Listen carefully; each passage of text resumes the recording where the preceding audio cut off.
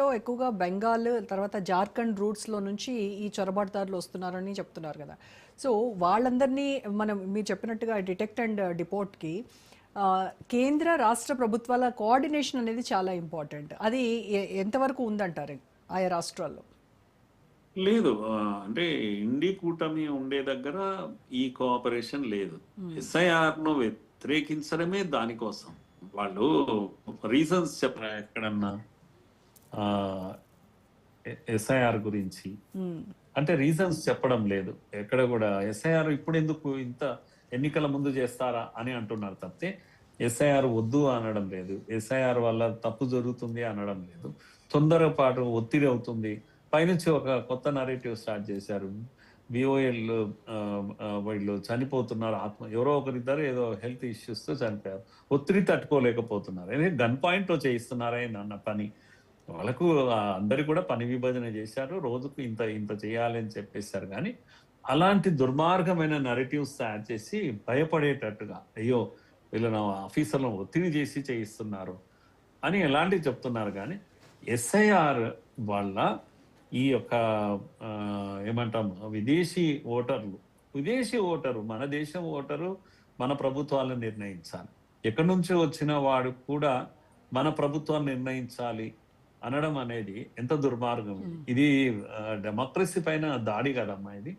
కనుక ఇది ప్రజలు కూడా గ్రహిస్తున్నారు. అందరు కూడా వాళ్ళ కోటకు ఇవ్వాలి అనడం అనేది హిందువులు కూడా చాలా ఇబ్బంది పడుతున్నారు. కనుక ఇది గుర్తించారు. మీరు అన్నట్టుగా సహకారము అంటే మాత్రం ఎన్ని కూటమి ఎక్కడెక్కడ ఉందో అక్కడ ఇప్పుడు రేపు మన తెలంగాణలో కూడా స్టార్ట్ అవుతుంది. చూడాలి వీళ్ళు రేవంత్ రెడ్డి ఎలా ఉంటాడు ఏంది అనేది. ఎప్పుడైనా అది వచ్చాక ప్రారంభం అవుతుంది. ఓవైసీ వీళ్ళంతా కూడా తిరగబడము, అల్లరి చేయడము, మా ఓట్లు తీసేస్తున్నారని ఊరికే గందరగోళం చేయడం.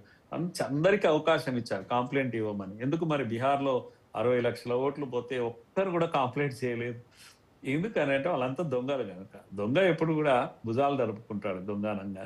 వాడు వచ్చి కాంప్లైంట్ చేస్తాడు, నా ఓటు ఇవ్వరా అని కాంప్లైంట్ ఎలా చేస్తాడు. కనుక ఈ దేశంలో పుట్టినవాడు, ఈ మట్టిలో పుట్టిన వాడికి ఎప్పటికైనా హక్కు ఉంటుంది. ఎంత దూరం పోయినా ఓటు రేపనంగా ఈ రోజు కూడా తెచ్చుకోవచ్చు. కనుక అలాంటి సమస్యనే రాదు. స్థానికుడైన మన ఓటర్కు ఓటును తీసివేయడం అనేది ఇంపాసిబుల్ అంటే ఇంపాసిబుల్. ఇది ఊరికే పొలిటికల్ గేమ్ గా మాట్లాడుతున్నారు. మీరు అన్నట్టు సహకారం ఉండదు. ఈ ఇండియా కూటమి యొక్క ప్రభుత్వాల సహకారము ఉండదు కాక ఉండదు. అయినా కేంద్రమే ఈ ప్రయత్నం చేయాలి. ఈ అక్రమ వలసల వల్ల మేజర్గా డెమోగ్రాఫికల్ చేంజెస్ అనేది ఒక పెద్ద థ్రెట్గా ఉంది సార్. ఇప్పుడు దీన్ని ఇంకొంచెం జనగణన అనేటువంటిది ఇలా ఈ సెన్సస్ ట్రెండ్స్ వల్ల అస్సామీస్ మైనారిటీగా వెళ్ళేటువంటి అవకాశం ఉంటుందంటారా? ఇప్పుడు already indigenous Muslims and foreign Muslims సంఖ్య 10% కూడా లేదమ్మా. 5 to 6% ఇండిజినస్ ఉన్నారు. 30% ముస్లిమ్స్ ఉంటే, నేను చెప్పేది 30% ముస్లిమ్స్ ఉంటే 7-8% మాత్రమే ఇండిజినస్, ఇక్కడ మట్టిలో పుట్టి పెరిగిన వాళ్ళు ఉన్నారు. మిగతా వాళ్ళంతా అక్రమంగా వచ్చి సెటిల్ అయిన వాళ్ళే ఎప్పటి నుంచో. కనుక 71 యుద్ధం కన్నా ముందు అప్పుడు వచ్చినటువంటి వాళ్ళకి ఎలాగూ ఉంది, ఇక్కడే ఉంది కనుక అవకాశం ఉంది. 47 కాదు నేను మాట్లాడేది, 71 యుద్ధం కన్నా ముందు వచ్చిన వాళ్ళకు కూడా ఇక్కడే ఉండే అవకాశం ఉంది. వాళ్ళందరూ ఉండిపోయారు, వాళ్ళు ఇండిజినస్ కాదు. 47కు ముందున్న వాళ్ళే ఇండిజినస్. కనుక ఇప్పటికే ఈ యొక్క మీరు అన్నట్టు డెమోగ్రఫీ చేంజ్ అయిపోయింది. అండ్ లేటెస్ట్ ఫ్లో ఏదైతే ఉందో దీని కారణంగా హిందూ మైనారిటీలో పడిపోయాడు. ఆల్రెడీ చాలా ప్లేసెస్ లో పడిపోయారు. కనుక బెంగాల్లో అలాగే ఉంది, అస్సాంలో అలాగే ఉంది. ఇంకొక 10 years తర్వాత మీరు ఫిగర్స్ మార్చలేరు. అందుకే డెమోగ్రఫీకి డెమోక్రసీకి చాలా రిలేషన్ ఉందమ్మా. ఎందుకు ఈ మాట అంటున్నానంటే, డెమోగ్రఫీ మారితే ఇప్పుడు హిందూ ముస్లింలు ఎవరున్నా సరే ఓటింగ్ జరుగుతుంది, ప్రభుత్వాలు మారుతుంటాయి. కానీ మీరు ఓల్డ్ సిటీలో ఓవైసీ మారుతారమ్మా? ఎప్పుడైనా మారే అవకాశం ఉంటుందా? ఒక హిందూ అక్కడ గెలుస్తారా?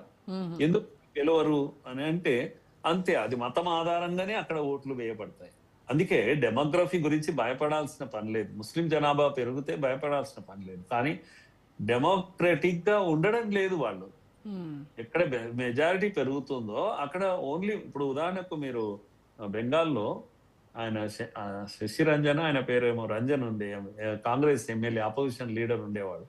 ఆయన ఆయన ప్లేస్ లో గుజరాత్ కి సంబంధించిన క్రికెటర్, ఆయన పేరు, ఆయన తీసుకొచ్చి ముస్లిం ను ఇక్కడ తెచ్చి పెట్టింది ఆమె, మమతా బెనర్జీ. ఆయన కాంగ్రెస్ ఆయన ఓడించింది, ఎన్నో ఏళ్ల నుంచి గెలుస్తున్నాడు, హిందూ ఆయన అని ఒక ముస్లిం తెచ్చి పెట్టింది గుజరాత్ నుంచి. ఇప్పుడు ఆ నియోజకవర్గంలో ఇంకొక 50 ఏళ్ల వరకు కూడా ముస్లిమే గెలుస్తారు కానీ హిందూ గెలవు. ఒకసారి ముస్లిం మెజారిటీగా మారిందంటే, ఇప్పుడు మలక్పేట ఉందమ్మా, మలక్పేట మొన్నటి వరకు అందరూ గెలిచేవాళ్ళు, హిందువా ముస్లిం అనే సంబంధం ఉండదు. కానీ ఒకసారి మెజారిటీ మలక్పేట మారంగానే ఇప్పుడు ఎంఐఎం కు ఫిక్స్ అయిపోయింది అది. అలా ఒక్కొక్క సీటు అంటే డెమోక్రసీ కథమైపోతుంది. నా పాయింట్ అది. ముస్లిం మెజారిటీ మారితే ఏమవుతుంది అని అంటే ఏం మారడం లేదు, కానీ డెమోక్రసీ మీద ఎందుకు దెబ్బ పడుతుంది?